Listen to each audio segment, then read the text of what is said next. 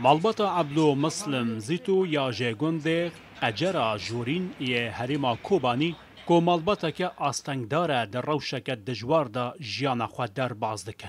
جوه مالباته باوی بناوی عبدو و دو کرن بناوی محمد و بوزان بی بیناهیا چاوانن. پشتی ایریشا داعشی لسر کوبانی او کوچبری باکوری کردستانی ببون. مشروطی خواهد زونای چوبان دنیا نادی یعنی مکونجا حیات خود چوکی دام دنیا نادی یعنی دنیا رونق وارد مدیا مثلا رشایی و گورویی متشتاق نادی پیچه متشاق نخوانیا و مثلا یک پیچه که جوان شنه وانیم نابود بل صورت کد دویجه کسرت کدشنه ببین مثلا فریکش تا رسیات شده.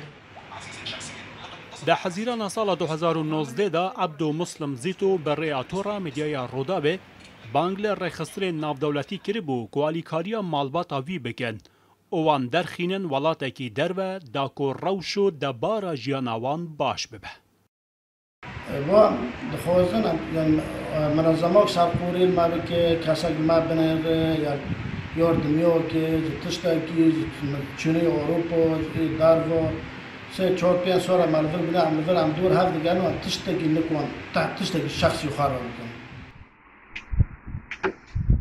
پشتی در دورا سه ماه جوه راپورا رودابه کو ده 14 حزیران 2019 دا هاتا بلاف کرن پیوندی به مالباتا عبدو مسلم زیتو را هاتوبو کرن و او ده 5 ایلونا و ساله دا بره بون ولات کانادا. پشتی در دورا سالک و 8 مهان لکانادا نهار روشوان باش بویا.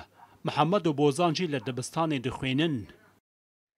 از نهار کانادا ما از برای ترکیه بون دریا قنات رودو را از کشنا کانادا و لبر منجی تجارا منا اوجی آری کاری متکه. Hello everyone.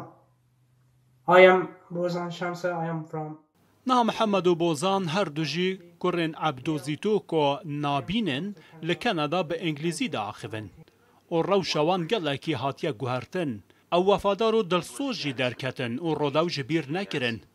به جاره جه کانادا و به زمان انگلیزی سپاسیا رودا بکرن. Thank you. I say thank you Rodau channel. Thank you Justin Trudeau.